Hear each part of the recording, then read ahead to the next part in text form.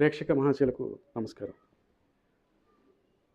వాగర్ధావివ సంతుష్టౌ వాగర్ధ ప్రతిపత్తయే జగతః పితరం వందే పార్వతీ పరమేశ్వరం. వందే పార్వతీ పరమేశ్వరం. ఇప్పుడు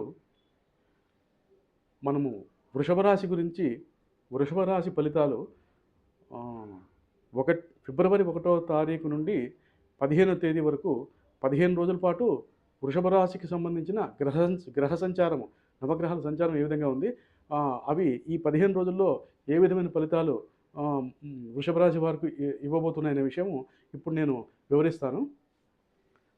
వృషభ రాశికి రాశ్యాధిపతి షష్టాధిపతి అంటే జన్మరాశికి సంబంధించిన అధిపతి శుక్రాచార్యుడు 6వ స్థానానికి కూడా ఆయన ఆధిపత్యం వహిస్తాడు.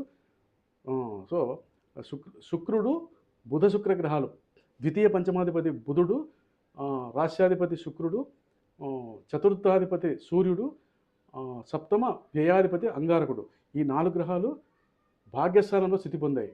అంటే వృషభ రాశి నుంచి 9వ స్థానము భాగ్యస్థానంలో మకర రాశిలో స్థితి పొంది ఉన్నాయి. ఇప్పుడు రాహుగ్రహము దశమ స్థానంలో స్థితి పొంది ఉంది. దశమ స్థానంలో రాహువు భాగ్య రాజ్యాధిపతి అంటే 9, 10కి సంబంధించిన ఈ మకర కుంభ రాశ్యాధిపతి అయిన శని, ఈ వృషభ రాశికి శని 9, 10 స్థానాలకు అధిపతి అవుతున్నాడు. అంటే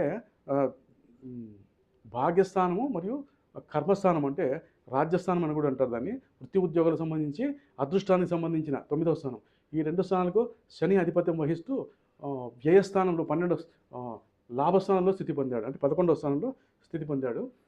అదేవిధంగా బృహస్పతి వృషభ రాశికి అష్టమాధిపతి, వృషభ రాశికి అష్టమాధిపతి వ్యయాధిపతి అయిన బృహస్పతి ద్వితీయ స్థానంలో స్థితి పొందాడు, ధనవా కుటుంబ స్థానంలో స్థితి పొందాడు. అదేవిధంగా కేతుగ్రహము 4వ స్థానంలో సింహరాశిలో కేతుగ్రహం స్థితి పొంది ఉంది. సో ఇది వృషభ రాశికి సంబంధించిన గ్రహస్థితి. దీనికి సంబంధించి మనకు ఏ విధమైన ఫలితాలు మనము ఎక్స్పెక్ట్ చేయొచ్చు అంటే, బృహస్పతి 2వ స్థానంలో ఉన్నాడు, అష్టమ వ్యయాధిపతి. వృషభ రాశికి 8వ స్థానానికి 12వ స్థానానికి అధిపత్యమే కలిగి ఉన్న బృహస్పతి ద్వితీయ స్థానంలో ముఖ్యమైన పాత్ర వహిస్తున్నాడు. ఫైనాన్స్ సంబంధించిన విషయాలకు వాక్స్థానం అని కూడా అంటారు దీన్ని.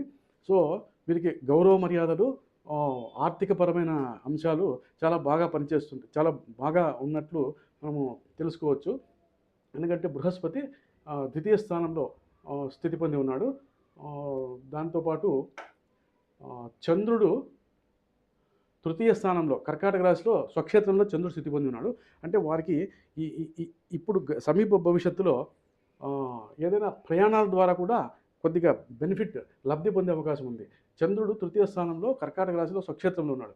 తద్వారా ఇక్కడ 4 గ్రహాలు చాతుర్గ్రహ యోగం అంటారు. రవి, బుధ, కుజ, శుక్ర గ్రహాల యొక్క ప్రభావము చంద్రుని మీద ఉంటుంది. అంటే 4 గ్రహాల ప్రభావం చంద్రుని మీద ఉంటుంది. చంద్రుడు స్వక్షేత్రంలో ఉన్న కారణం చేత బలీయంగా ఉన్నాడు. ఫిబ్రవరి 1వ తారీఖు ఒక ప్రత్యేకమైన పర్వదినము, పౌర్ణమి. అంటే ఈరోజు చంద్రుడు చాలా బలంగా ఉంటాడు, చంద్రుడి బలం చాలా ఉత్కృష్టంగా ఉంటుంది. సో అటువంటి చంద్రుడు చాలా బలీయమైన చంద్రుడి మీద 4 గ్రహాల దృష్టి కలిగి ఉండడము, తద్వారా వీరు ఏదైనా జర్నీస్ కానీ, కమ్యూనికేషన్స్ కానీ, తద్వారా ఏదైనా శుభవార్తలు వినే అవకాశం ఉంటుంది. ప్రభుత్వపరమైన విషయాల్లోనూ, భూ సంబంధించిన విషయాల్లోనూ, ఇంకేదైనా వ్యాజ్యాలు కానీ, కోర్టు లావాదేవీలకు సంబంధించిన విషయాలు, ఏదైనా పెండింగ్ వాయిదా పడిన విషయాలు ఏమైనా ఉంటే అది కొలికి వచ్చే అవకాశం ఉంది. అదేవిధంగా బుధ శుక్రులు వృషభ రాశికి ద్వితీయ పంచమాధిపతి, రాశ్యాధిపతి శుక్రుడు, వీరిద్దరూ భాగ్యస్థానంలో స్థితి పొందిన కారణం చేత మంచి శుభ ఫలితాలు కలిగించే అవకాశం ఉంది. దీనికి తోడు లాభస్థానంలో శని, లాభస్థానంలో శని సంచారము చాలా మంచి యోగం అని చెప్పొచ్చు.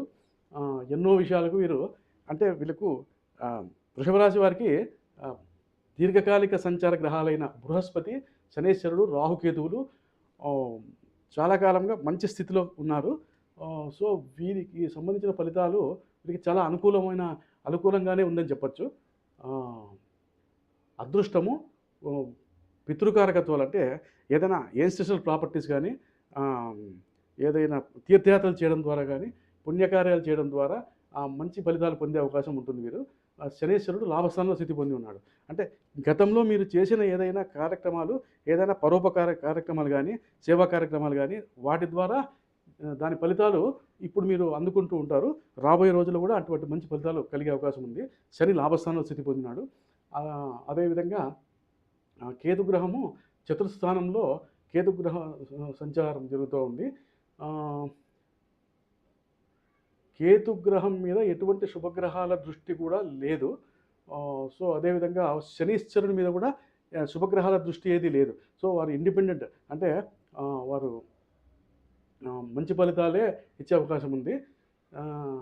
అదేవిధంగా వృషభ రాశికి సంబంధించి ఎక్కువ ద్వితీయ, తృతీయ, చతుర్థ స్థానాల్లోనూ భాగ్యస్థానం 9వ స్థానము, 10వ స్థానము, 11వ స్థానంలో ఈ నవగ్రహాలు ఎక్కువ గ్రహాలన్నీ ఈ రాశిలోనే సంచరించడం ద్వారా వీరికి రెడ్ కార్పెట్ అంటే సాఫీగా జరిగిపోతూ ఉంటుంది.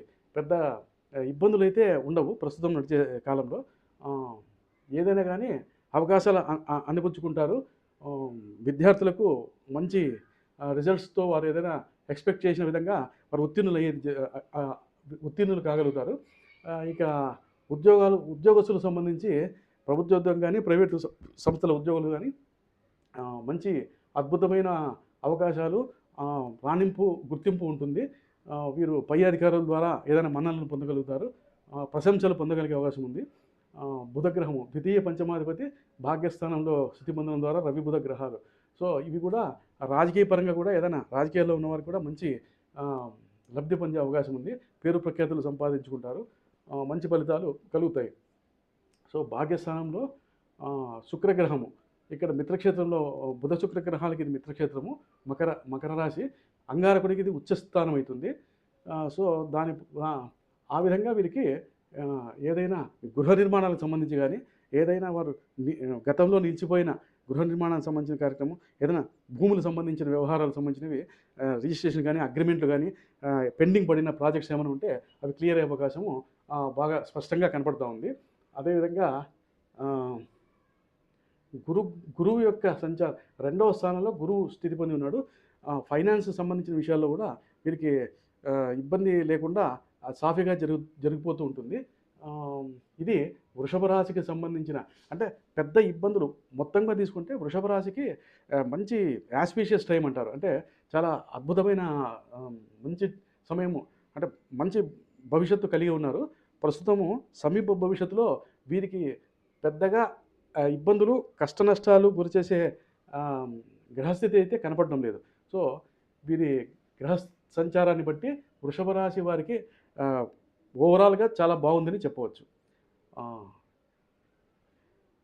ఈ వీడియో మీకు నచ్చినట్లయితే దయచేసి లైక్ చేసి సబ్స్క్రైబ్ చేసుకోండి.